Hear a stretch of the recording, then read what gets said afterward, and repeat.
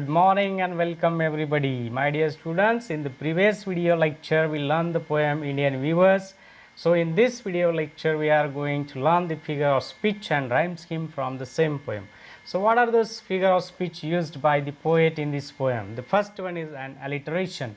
What is alliteration? Already we know that the same letter or sound at the beginning of words is pleasingly repeated. Now you can understand it in a better way with the help of examples which are given on the screen. So what are the examples? Number one, weavers weaving at break of day. Here you can see that underline letter W is pleasingly repeated and the sound of W is also there. How is the sound? Weavers weaving means were. Second, weavers weaving at fall of night. We view the marriage bells of a queen. Next one, weavers weaving solemn and still. And the last example is we view the robes of newborn child. It means in all the examples the sound of W is pleasingly repeated. That's why these are the examples of an alliteration figures of speech. Now let's look at the figure of speech number 2. Before that, let me tell you, when we learned the poem, we came to know that in the second line of each stanza, there was a question asked by the poet. And then there was a reply. So, that was an interrogative type of sentence. It means there was a question. So, what is an interrogation? Asking questions to put point more effectively. Let's have some examples. Why do you view a garment so gay? In this example, you will find that the starting of the sentence is with WH word and ending is with question mark. It means if there is a starting of the sentence with WH word and it ends with a question mark, it means that is a interrogation. Let's look at the second example. Why do you view a garment so bright? What do you view in the moonlight chill? So in all the three examples, questions are asked for emphasis. There is a question mark used at the end. That's why these are the examples of interrogation. Now let's look at the figure of speech number 3, that is repetition. And what is repetition? It is just the same words are pleasingly repeated. Means in alliteration only single letter or sound is repeated, but in repetition the same words are repeated. How? Let's have the example. White as the feather and white as the cloud. Now see, my dear students, I have underlined the words which are repeated twice. White as and white as. These words are repeated. That's why this is the example of repetition. Now let's talk about the figure of speech number 4, that is a metaphor. And in this poem, this is the dominant figure of speech because metaphorically some sentences are given in this line and comparison is given. So what is a metaphor? Metaphor is an implicit or indirect comparison where we have to identify what is the exact meaning is given behind the sentence. So let's look at the example number 1, weavers weaving at break of day. Now my dear students, there was a new concept, that break of day, used in the poem. So what do we understand with the help of this concept, break of day? It indirectly indicates that the birth means childhood stage is here indirectly compared with the first stage in the life of human being. Second example, weavers weaving at fall of night. So what do we learn about the fall of night? It was indicated that the time of evening of the day, but implicitly, indirectly it compares to adulthood, means young. The second stage is implicitly compared with the fall of night here. And the last example, that is what do you view in the moonlight chill? Here, my dear students, moonlight chill means the death, old age, the third and last stage in our life it is also indirectly, implicitly compared with moonlight chill. So if there is indirect comparison or implicit comparison, that is called a metaphor. Now let's look at the figure of speech number 5, that is a simile. And what is simile? Direct comparison between two objects using the words like, as and like. So here you have to understand the difference between two figures of speech, that is metaphor and simile. What is the basic difference?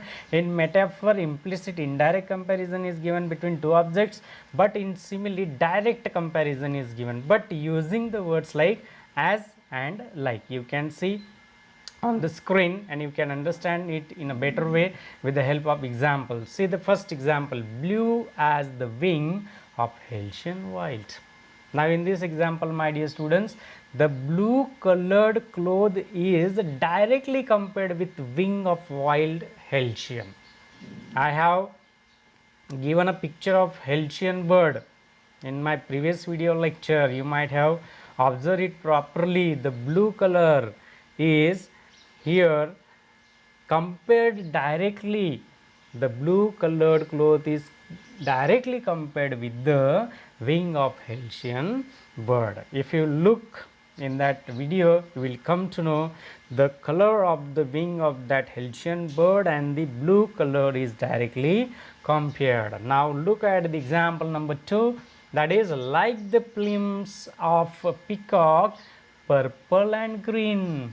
Now here, my dear student, the garment means the clothes is directly compared with purple and green color plumes of peacock. Means I have shown you directly and it was on the screen also. How was the color of plume? It was purple and green color. So that is direct comparison. It means when there is a direct comparison between two objects, that is called as a simile, and if indirect, then that is called metaphor. That is the basic difference we have to understand. Now we will talk about the third example of simile, that is white as a feather and white as a cloud. Here now, my dear student, the garment is directly compared with feather and cloud, means white feather, white cloud.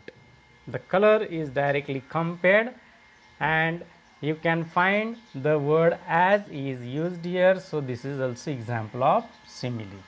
Now example number 4, white as a feather and cloud, we view a dead man's funeral shroud. Here funeral shroud is directly compared with the feather and a cloud. Means in simile you have to try to understand the words are used like and as, and there is a direct comparison. It means that is the simile. Now we will try to understand what is the tautology figure of speech. Tautology, I think I have already taught you in previous year also. What is tautology here? Two words are used for the same meaning. Let's have an example. Weavers weaving, solemn and still. Now see the meaning here. Solemn and still, both the words are similar in meaning. So this is the example of tautology. Now let's look at the figure of speech number 7, that is inversion. What is inversion? It is an arrangement of words, and that arrangement of words order is not correct. Let's have some examples. Number 1, blue as the wing of halcyon wild. My dear students, here the word order is not correct. The correct word order is the wing of halcyon wild is blue. Now see the second example. What do you weave in the moonlight chill? Here also word order is not correct. So the correct order is what do you weave in the chill moonlight? So in the example, if there is an incorrect prose order, that is the example of inversion, we have to make it correct. And the last figure of speech, that is imagery, which is beautifully used by the poetess in this poem. So what is imagery? Words are used to create a vivid picture, mental picture or physical sensation. Means with the help of words we can imagine the pictures. See the examples. Number 1, blue as the wing of halcyon wild. This is the example of imagery. And why this is the example of imagery? Because the word blue and wing of bird are visual images. When we read the poem or when we listen the word, the picture directly appears in front of our eyes. Blue as the wing of halcyon bird. See the halcyon bird picture is here, and how are his wings? The color is blue, means visual images are here. Second example, white as feather and white as a cloud. Now see, white feather and cloud both are the visual images, means we can visualize it as it is given in the picture. See, white feathers and white clouds. Like the plume, example number 3, like the plumes of a peacock, purple and green. Here also we can visualize the images by reading the words, plumes of peacock, purple and green. Now see, how is the plume of peacock? See on the screen, it has a purple and green color. So the words which makes us to visualize, that is called an imagery. Now the last point which is very important from the poem, that is a rhyme scheme. My dear students, you are asked the question in the examination, write down or state the rhyme scheme of the given stanza. So first we have to understand what is the rhyme scheme. It is the pattern of rhymes at the end of each line of a poem or song. Let me tell you, rhyming words and rhyme scheme both are different. Rhyming words means which rhyme the same as day, gay. But rhyme scheme is different. What is that? The repetition of rhyming sounds at the end of poetry. Let's have the example of first stanza is given here. Weavers weaving at break of day, why do you weave a garment so gay? Now for the rhyme scheme we have to consider the last word of the first line, that we should give it a.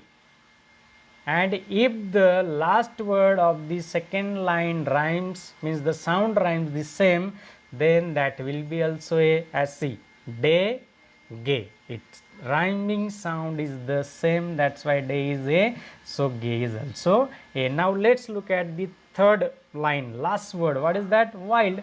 It doesn't rhyme sound there, day or gay. It is totally changed. That's why we have to come from A to B. That's why wild is B. Now let's look at the last word of the fourth line, that is the last line of this stanza. And what is the last word? Child.